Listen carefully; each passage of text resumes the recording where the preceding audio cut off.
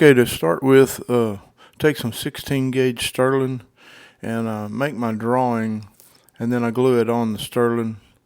Uh,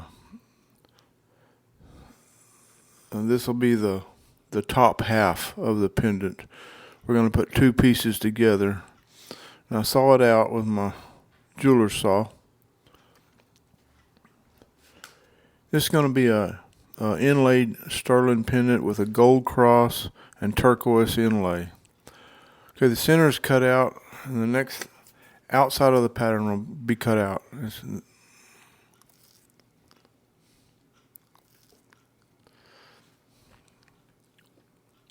We're going to take this second piece we cut out. That's going to be the outside of the pendant.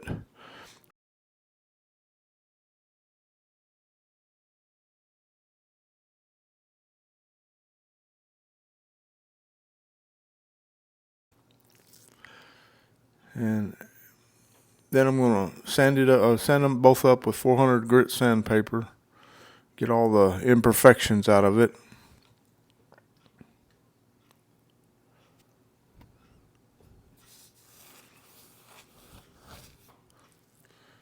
Then I take a piece of 18 gauge sterling silver, and I'm going to put this piece I just cut out on top of that. And I cut it out kind of large to where I've got about 1/8 of an inch around that piece. And then this way we'll solder that down to that piece of 18 gauge. And then we're going to flux it up. And on the back side of this, I put my maker's mark. I put 14 karat and 925 to identify the materials. Anyway, I flux it up with handy flux, and then I use 2 stainless steel clips to clamp the two pieces together to hold them, stable during the soldering process. And I'm going to be soldering this with 56% silver.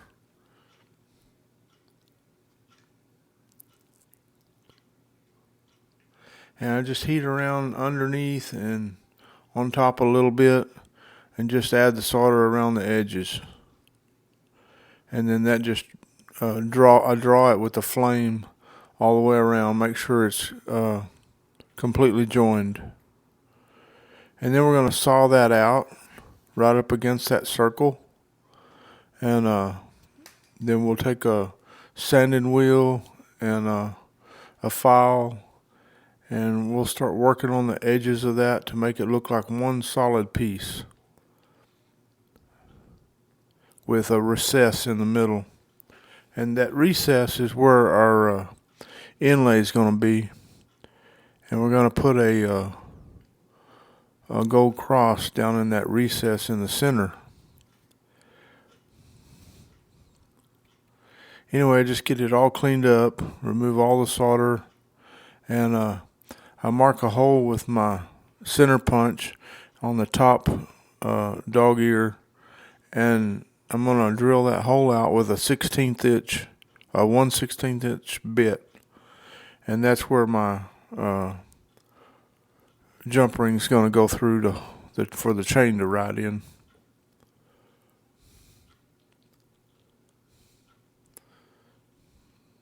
I use portable drills when I'm doing this stuff. They're real handy. The invention of the portable drill that sure helped jewelers. Used to have to drag a cord around with me.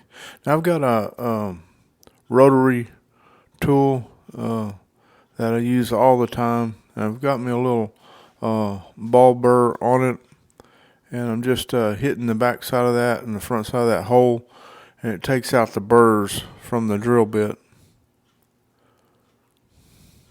And then I just clean that up with a little blue silicone wheel. These blue silicone wheels are great for cleaning up burrs and kind of polishing the sides of things and rounding off the edges to make sure they're nice and smooth. Okay, this is the cross, and I've got a pattern, and I glued it on some 14 gauge 14 karat 22 gauge gold sheet. You can see here. You can see over there in my pan, I'm making about, I think I made 30 of these things for a company that wanted them all, and they were very pleased with them. Anyway, I cut out that cross carefully. It's real small, and then I'm going to clean that paper off of it, the drawing paper off of it. And to clean these paper that's glued on it with, I glue them on with spray contact glue. You can just use a carburetor cleaner or acetone. I usually throw it in some acetone, let it soak just a minute or two, and then that paper will come right off of them. Okay, now what I'm going to do is I'm going to flux this up, and I've got a piece of 22 gauge sterling, and I'm going to put that 14 karat cross onto top of that 22 gauge sterling, and that will make that cross thicker, and you don't have to use as much gold to get it up to the top of the circle. Anyway, I got that soldered down, fluxed and soldered down with hard solder, and you can see it here of how it's soldered down to the 22 gauge sterling. Then I just cut it out around that cross, and then I'm going to do the same thing with it and polish it up, clean the edges up, sand it a little bit. The thickness was needed to get it up to that height, and there's no use doing it all out of gold because most of that thickness is going to be down in an inlay. So as long as you got the 14 karat on top, the 22 gauge on top, and it's up flush with the top of the disc, then you're good with that. Now here I am, I'm fluxing it, and I'm just using soft solder on this 430 degree, and the reason is because this is all going to have glue around it. It's not going nowhere, and it wouldn't anyway, but there's no use going and putting hard solder around in it with an inlay that's going to be all the way around that cross. And I can just use my mini torch for that. There you go, it's in the center. It's easy to solder those things in with a 430 solder. Now I use epoxy 330. It's a 2-part epoxy, and that's what a lot of people use for inlay. I use this, and I also use the super glue. It's not just super glue, it's a type of super glue for inlay. But the 330 works great. It's been used for years and years and years. And I started off significantly working just with the 330. I don't think significantly is the right word, but anyway. There's my crushed Kingman turquoise. I just take my scrap Kingman that I have left over from cutting stones, and I just crush it up, and that's how I get all that. Now when you're mixing this 330, you want to mix it flat. Don't start really buffing it and stirring it and all that, because you get a lot of air bubbles in it. You want to just kind of move it around flat like.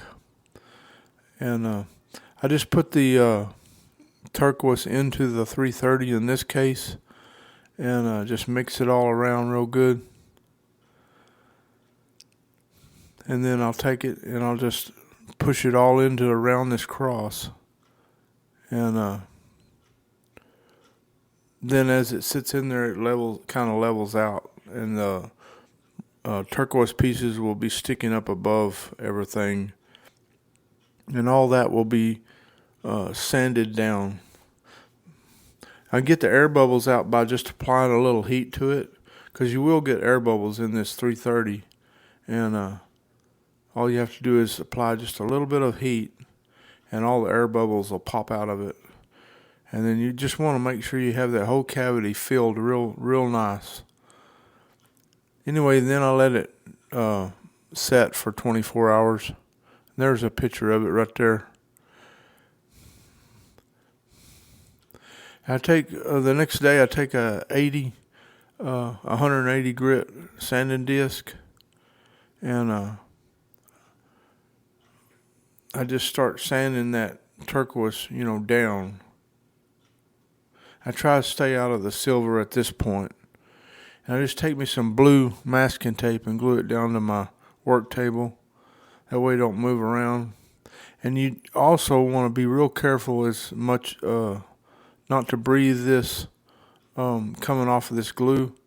And then also you want to make sure you don't get the glue too hot. So I just kind of sand and let it rest for a minute and sand again. And once I got it down to the surface, I start hand sanding it.